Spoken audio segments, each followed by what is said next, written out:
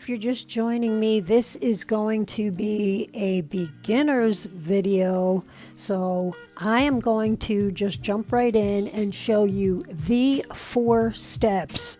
If you're a beginner, these are the 4 basic steps for any project, and you want to get this very easy project done first. And then after I give you a few pointers on what we're working on, you will feel much more secure in continuing your artistic endeavors with decoupage, and you can start to add other things in. This is something I found in the thrift store, and it's wooden. It's flat, and that's the first tip. You want to start out on something that's very small and simple. So the first thing we're going to do, and I always recommend that you use chalk paint, and the reason for that is because there's 2 reasons. Chalk paint dries pretty quickly to a very matte finish, and you can always add as your last step a top coat that makes it shiny or satin or keeps it at that matte finish. The other thing is, when you have any problems in your surface, or if you've got a surface that's very shiny, the chalk paint allows you to work without having to sand anything. If you're using acrylic and you don't mind the sanding and smoothing everything out or taking that extra step, you can go ahead and do that. But in the meantime, I'm just going to take my chalk paint, and you want to make sure it is the same color or lighter than the background color of your napkin. This is the first step, and you want to use a bristle brush. But I have also found that these very small rollers work really well to cover up a lot. I tend to use the bristle brushes because the bristles will get into all of these spots where you have some problems. And while I'm painting, I have a book on Amazon, and that is called Successful Decoupage Every Time. It's an ebook. They make it very simple, Amazon does. I'll put a link down below where you can get a link to turn your cell phone or your smart device into a Kindle for free. Even though I'm old school and I prefer a book in my hand, the whole reason that I wrote the ebook is because as you progress in making different things and using different surfaces to do your decoupage, you will have videos right at your hand. So let's say you get the ebook and you say to yourself, you know what, I would really like to decoupage over glass, but I'm not sure how to do that, what products I need. I have links that allow you to go right to the exact video that you will need for, I believe, every surface. So let this first coat of chalk paint dry, which will happen pretty quickly. And okay, that was maybe 5 minutes that I walked away and came back, and this is already dry. Actually, the sides might be a little bit damp, but this top piece is dry. So I am going to take my sponge roller, and this seems to make the paint go a little bit farther.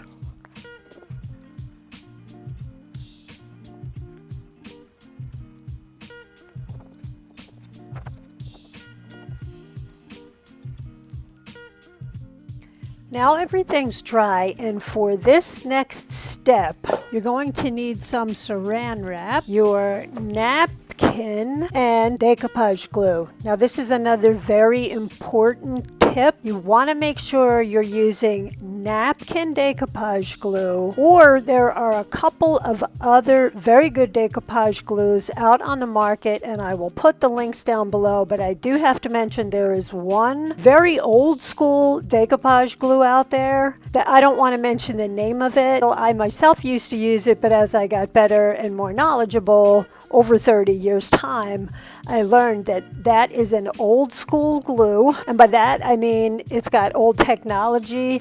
It's very thick and gooey and heavy, and if you try to add water, it doesn't seem to help it.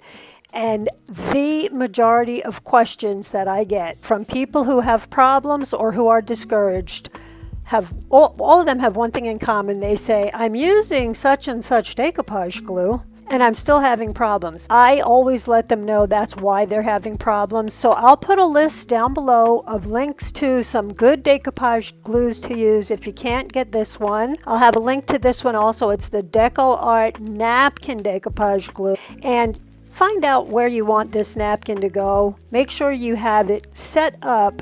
And you can see I'm using a whole napkin right now. We're not doing any cutting, nothing complicated. We're going to make everything manageable, and I'm just going to cut the napkin in half. I know I'm going to want to use all of this part of the napkin. So this is how it's going to look. You just want to plan it out before you start to decoupage. And if you notice, all napkins have this type of an edge around it. It's a reinforced edge. If you dampen your fingers a little bit, you kind of have to dampen them, but dry them off a little bit because you want them a little bit tacky. When you press on the ends, that makes it a lot easier to separate the napkin, and you want to make sure you're just left with one layer. Make sure you only have the top layer, because when you use 2 layers, it can and will cause a lot of wrinkles. So now, before you apply the decoupage glue, get a piece of cling wrap that will be large enough to fit over this item we're working on. We're going to apply the decoupage glue. Again, I'm using a bristle brush. You want to make sure you're working in very bright light so that you can see that you've covered the whole surface. And another important thing is you want to make sure you get these edges covered. You can see I'm going over it a couple of times. I just want to make sure I haven't missed any spots on my surface with the decoupage glue. I'm going to carefully place my napkin over the surface.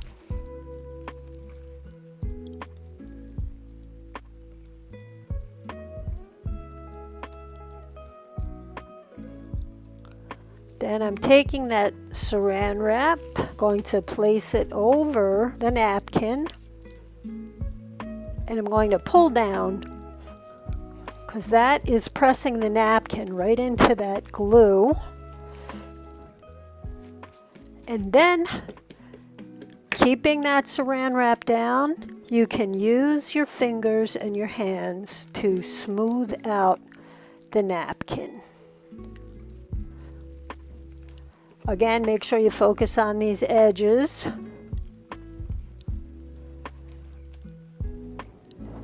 And you don't want any glue to have gone over the edge, just up to the edge. And the saran wrap will not stick to the napkin or the decoupage glue. I'm going to crumple it up a little bit.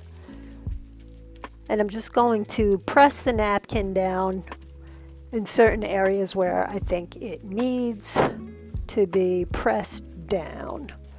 I see a few wrinkles in here, and I'm just removing them. And don't worry if you have some wrinkles, especially if this is your first time. You will find your own ways of doing this that you prefer. I'm going to let it dry and come right back. Now you can use a blow dryer to speed this process along. I am going to touch this to see if it's dry. It feels a little bit tacky. I'm just going to dry it a little bit more. Okay, so this is dry now, and you want to file away these excess edges, but you want to make sure you only go in a downward direction, and the reason for that is because if you go back and forth, even if you don't see it, under a microscope you would be able to see that you're breaking the seal on the edge when you go that way. So just go in one direction, and I find these nail files to come in really handy. That was not a good nail file.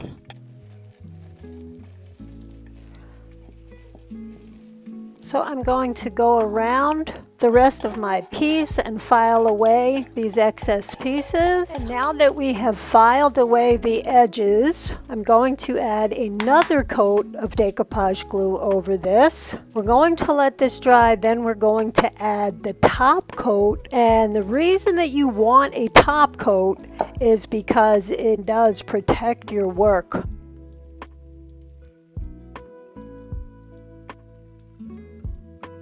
If you see more wrinkles coming up in this step, don't worry about that. Just let everything dry down. Since the napkin is on here securely and being protected by the original coat of decoupage glue, it's not nearly as fragile as it was when we first started. So let's let this dry and then come on back and add the top coat. Now comes the final step, and that is the varnish. And you can use a satin varnish, a very high gloss varnish, or you can use a matte varnish. This is always a preferential thing. Triple thick gives a very high, deep, rich gloss like this. Now this is dry, and I added a little glitter to it. This has the matte varnish on it, and you can see there is no gloss whatsoever. I did get a little bit of glitter on there. And now this is the satin varnish, and I'm going to add a coat of that. And while I'm adding that, I'm going to mention a couple of other little tricks for you. Again, you want to get in the habit of using these bristle brushes. The sponge brushes are always good for certain crafts and when you're first starting out, but when it comes to getting a little more serious, you want to start to use these bristle brushes. I have a really nice, inexpensive set down in the links also, and you can see I'm putting this top coat over the whole surface, not just where I decoupaged. Guys, I have a very heavy hand, admittedly, so you don't need to put this much on here, but you do want to work in some very bright light, because then you'll be able to see any streaks or drips or spots that you may have missed. So a couple of other tips that could help you out. I'm going to let this dry. I keep a little container of water here just so I get in the habit of rinsing my brushes. You can get distracted or called away or just move on to the next step. And because you're using a different brush for each step, you're going to at some point forget the one brush that you have and kind of leave it there, and it's ruined pretty much. So I just get in the habit of putting this in some water, and if I know I'm going to walk away or be distracted, I will keep my brushes after I have dipped them in here in the water. I will keep them in a piece of saran wrap. I just make sure that's damp, and I wrap the brushes up in there so that they stay damp. This keeps everything from drying up, and you want a separate one of these for paints. You want to make sure you don't get your paint all over your varnish brush or your varnish on your paintbrush. So that is another tip. Now I'm going to let this dry, and then I'll come back so that you can see what the semi-gloss looks like. But for now, we're just going to focus on getting this one piece done so that you get your confidence up and you keep practicing like that. And if along the way you've got some questions or problems, you can go over to my Facebook page, which is Patio Elf, PATIOELF.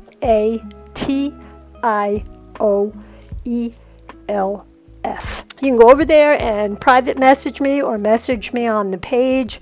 I normally respond 2 or 3 times a week to messages, so don't be alarmed if you send me a message and I don't get right back to you. Of course, thank you for commenting. Please make sure you subscribe. You can hit the bell for notifications.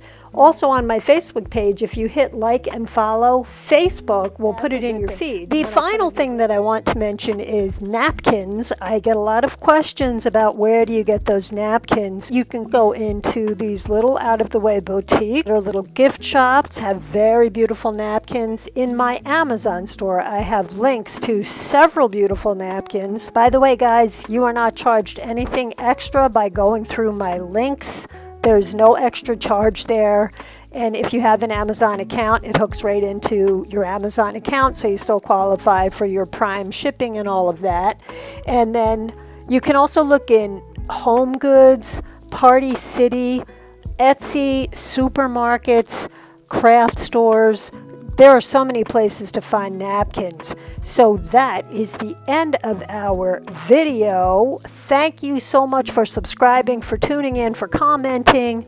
And guys, I will see you next week with another video. All right. Thanks a lot. Bye-bye.